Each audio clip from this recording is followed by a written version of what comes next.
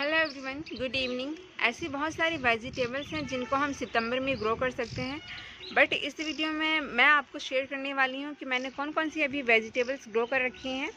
और आपके पास अगर जगह की कमी है तो आप ये जो वाइन प्लांट होते हैं, यानी कि जो बेल वाली सब्जियां होती हैं, उनको आसानी से ग्रो कर सकते हैं। इवन ये पॉट में भी चल जाती हैं। 10 से 12 इंच के पॉट में आप इनको लगाएंगे तो ये बहुत अच्छे से ग्रो कर जाते हैं। अभी मैं आपको दिखाने वाली हूँ, तो चलिए मैं आपको दिखाती हूँ कि मैंने कौन कौन सी वेजिटेबल्स ग्रो कर रखी हैं। इन सभी वेजिटेबल्स को मैंने घर ही के सीड से यानी कि फ्री में ग्रो कराया है, और कुछ प्लांट मैंने कटिंग से लगाए हैं जो कि वेजिटेबल प्लांट है। तो बहुत सारी वेजिटेबल्स हैं जिनकी कटिंग लग जाती है इजीली। तो फर्स्ट यहाँ पर मैंने कुछ करेले के प्लांट लगाए हैं सीड से। मैंने डाल दिए थे सीड, तो इसके जो सीड्स हैं थोड़ा सा टाइम ले लेते हैं 10 से 12 दिन जर्मिनेट होने में। तो आप इनको भिगो करके डालेंगे इसके सीड्स को तो बहुत इजीली जर्मिनेट हो जाते हैं। तो ये देखिए यहाँ पे कुछ फ्रूटिंग हो रही है, इसमें करेले आ रहे हैं, देख सकते हैं आप। तो काफ़ी सारे करेले आ रहे हैं इस टाइम। और वाइन आप देख सकते हैं बहुत बड़ी नहीं है, इतनी ही बड़ी ये वाइन है इसकी। तो आप इजीली करेले को ग्रो कर सकते हैं। और मैंने एक इसका प्लांट 10 इंच की जो पॉट है उसमें ट्रांसप्लांट कर रखा है, और उसमें भी फ्रूटिंग और फ्लोरिंग बहुत अच्छी हो रही है। तो इस तरीके से आप करेले को प्लांट को अभी सितंबर में ग्रो कर सकते हैं इजीली। उसके बाद मैंने इस साइड में ही तोरी के कुछ बीज डाल दिए थे, यानी कि जिसे तोरई भी कहते हैं। तो ये प्लांट थोड़ा सा मेरा अच्छा नहीं चला क्योंकि इस पर इंसेक्ट का बहुत अटैक हो जाता है। पिछली बार भी मैंने ग्रो करा था तो उसमें काफ़ी अच्छी फ्रूटिंग हुई थी, बट मैंने साथ के साथ इस पर टाइम टू टाइम जब भी मुझे टाइम मिलता था तो मैं स्प्रे कर देती थी, तो काफ़ी अच्छे से चला था और फ्रूटिंग काफ़ी अच्छी थी। मैंने काफ़ी शॉर्ट्स में डाला हुआ है, बट इस बार थोड़ा सा टाइम कम होने की वजह से मैं इन पर स्प्रे नहीं कर पा रही हूँ। बट अगर आप ऐसे कुछ प्लांट चाहते हैं जिसमें आपको बिल्कुल भी केयर नहीं करनी पड़ी, तो उसमें एक प्लांट करेला है। जैसे कि आप सभी जानते हैं करेला थोड़ा सा टेस्ट में कड़वा होता है। तो मैं यूँ कहूँ कि करेले की लीव्स पे मैंने इंसेक्ट का अटैक अभी तक नहीं देखा। मैंने कई बार करेला ग्रो कराया है सीड से ही। ये देखिए, ये है मेरा, ज़्यादा बड़ा नहीं है, 10 इंच का पॉट है, और इस पॉट में कितने सारे प्लांट लगे हैं। और साथ ही में देखिए करेले का प्लांट लगा हुआ है, कितनी अच्छी फ्लोरिंग हो रही है। देखिए आप देख सकते हैं फ्लोरिंग बहुत अच्छी हो रही है, साथ ही में फ्रूटिंग कितनी अच्छी हो रही है। देख सकते हैं आप फ्रूटिंग कितनी अच्छी हो रही है। इसमें काफ़ी सारे फ्लावर्स बने हुए हैं और फ्रूटिंग भी होने लगी है। तो इस तरीके से अगर आपके पास ग्रो बैग नहीं है और चाहे तो आप बोरियों में और 10-12 इंच के पॉट में इन वाइन वाले प्लांट को काफ़ी आसानी से ग्रो कर सकते हैं। उसके बाद देखिए यहाँ पे मैंने ये पोई का साग ग्रो किया है, जिसे इंग्लिश में हम मालाबार स्पिनेच के नाम से भी जानते हैं। ये जो साग है इसको हम कटिंग और सीड्स दोनों से ग्रो कर सकते हैं। देख सकते हैं ये मैंने इसकी कटिंग लगाई थी यहाँ पे 3, और तीनों ही कटिंग ग्रो हो गई। और देख सकते हैं ये एक हल्का सा वाइन नुमा प्लांट होता है जो कि वाइन के रूप में बढ़ता है, जैसे कि आप ये देखिए। और इस प्लांट में जैसे कि साग होता है हमारा, उसमें आयरन बहुत ज़्यादा पाया जाता है। तो ये जो पोई का साग होता है इसमें आयरन और विटामिन ए भरपूर मात्रा में यानी कि बहुत ज़्यादा पाया जाता है। तो आप इसको ज़रूर ग्रो करें। उसके बाद देखिए यहाँ पे एक चिली का प्लांट है, और जिसमें अब दोबारा से इस तरीके से फ्लावर खिलने लगे हैं। मैंने अभी कुछ दिन पहले ही, 1 हफ्ते पहले ही इसमें से हार्वेस्टिंग करी है, तो काफ़ी सारी चिलीज़ निकल गई थी, यानी कि 20-30 उससे भी ज़्यादा मैंने एक शॉट में डाला है। तो अब दोबारा से देखिए इसमें फ्लावर इस तरीके से बनने चालू हो गए हैं। तो आप जो ये चिली का प्लांट है ये मुझे बहुत अच्छा लगता है ग्रो करना, क्योंकि ये 8 से 10 इंच के पॉट में भी बहुत आसानी से ग्रो हो जाता है। और एक ही चिली के प्लांट पे आपको लगभग 30 से 40 चिली या उससे ज़्यादा भी मिल जाती है, अगर आप इसकी अच्छी केयर करें और टाइम टू टाइम इसको फर्टिलाइज़ करते रहें। तो इस तरीके से यहाँ पे मैंने चिली की एक प्लांट यहाँ पे है और एक और ग्रो कर रखा है। और यहाँ पे साथ में देखिए मैंने कुछ सरसों की सीड डाल दिए थे इस तरीके से, तो सरसों भी ग्रो हो रही हैं।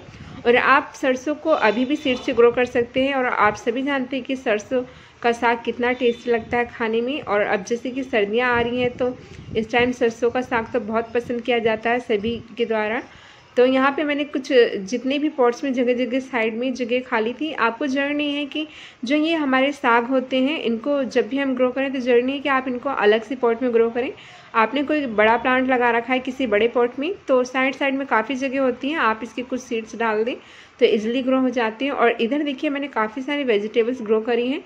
फिर से यहाँ पे अगेन मैंने करेले के 2-3 प्लांट ग्रो करे हैं जो कि ग्रो बैग में लगे हुए हैं। तो इस तरीके से ये भी काफ़ी अच्छे ग्रो हो रहे हैं। और देखिए ये एक टूटी हुई बकेट थी मेरे पास, तो मैंने इसमें 2-3 प्लांट जो सीड से लगाए थे वो ट्रांसप्लांट कर दिए थे। तो जो करेला है इसमें भी फ्रूटिंग हो रही है अब। और साथ ही में आपको नज़र आ रहा होगा ये जो बड़ी बड़ी लीफ है ये पम्पकिन है, यानी कि कोहड़ा। इसको भी मैंने ग्रो करा है और जिसमें अब ब्लूमिंग इस तरीके से देखिए स्टार्ट हो गई है। तो आप कोहड़े को भी अभी ग्रो कर सकते हैं। और तो इस तरीके से आप देख सकते हैं कोहड़ा यानी कि सीताफल में कितनी अच्छी ब्लूमिंग हो रही है और ऊपर की तरफ भी काफ़ी ज़्यादा ब्लूमिंग हो रही है। और यहाँ पे देखिए इस तरीके से मैंने इसमें एक तोरी भी ग्रो करी थी और तोरी में भी अच्छी फ्रूटिंग हो रही है जो कि ऊपर की साइड हो रही है और जिसको कैप्चर करना थोड़ा सा मुश्किल हो जा रहा है। और देखिए ये जो मैं आपको पीछे दिखा रही हूँ ये करेला है एक, जो कि पक चुका है। ये पीछे की साइड था जो कि लीफ से छुपा हुआ था, तो पता नहीं चला कि कब ये बड़ा हुआ और कब पक गया। इस तरीके से देख सकते हैं आप, मैंने एक ही बकेट में और ग्रो बैग में 2 से 3 वेजिटेबल्स लगाई हैं जो कि काफ़ी हेल्दी ग्रो हो रही हैं। देख सकते हैं आप करेले की लीफ कितनी ज़्यादा ग्रीन है और साथ ही में जो सीताफल है उसकी लीव्स भी काफ़ी शाइन कर रही हैं।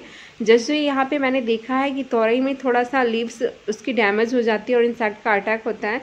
जो भी आपको ये येलो कलर की थोड़ी सी लीव्स नज़र आ रही हैं वो तोरई का पेड़ है यानी कि तोरी। और जैसे कि अब सितंबर आ चुका है और टेम्परेचर अब थोड़ा थोड़ा धीरे धीरे कम होता जाएगा, तो आप इस टाइम में भी विंटर की बहुत सारी वेजिटेबल्स ग्रो कर सकते हैं। देखिए यहाँ पे भी मैंने सरसों के कुछ सीड्स डाल दिए थे जो कि अच्छे से ग्रो हो रहे हैं।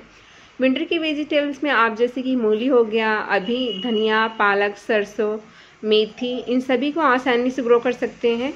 और ये आपको आसानी से बास्केट जो होती है ना उसमें लगाएंगे तो इजीली ग्रो हो जाते हैं। और देखिए यहाँ पे भी मैंने एक ग्रो बैग में करेले लगा रखा है। तो करेला मैंने इस टाइम काफ़ी सारे लगाया है। एक ही जो घर का करेला हम लेके आते हैं वो पक गया था, तो उसी के सीड्स मैंने काफ़ी सारे डाल दिए थे, तो वो सब जर्मिनेट हो गए थे, तो उनको मैंने ट्रांसप्लांट कर दिया है। और जो पहली बार मैंने न्यू वेजिटेबल ग्रो करी है देखिए वह है हमारा ये केवाच, जिसे कोच और वेलवेट बीन्स के नाम से भी जानते हैं। ये मैंने फर्स्ट बार ग्रो करा है। इसका साइड में मैं आपको पिक दे देती हूँ अभी। तो ये देखिए पहली बार लगाया और यहाँ पे एक्सपेरिमेंट के तौर पे मैंने देखिए कुछ भुट्टे या के सीड्स डाल दिए थे, वो भुट्टे भी देखिए इस तरीके से उग गए हैं। तो काफ़ी अच्छा लग रहा है कि मैंने इनके सीड्स ऐसे ही फेंक दिए थे और वो जर्मिनेट हो गए हैं।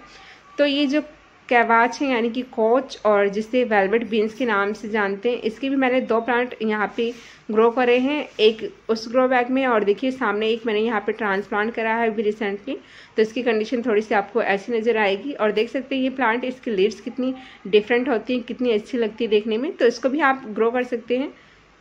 ये जो कोच का प्लांट है इसकी सबसे अच्छी खासियत मुझे ये लगी कि ये आपको हर साल ग्रो नहीं करना पड़ेगा, जैसे कि हमें बाकी सारी वेजिटेबल्स हर साल मोस्टली ग्रो करनी पड़ती हैं।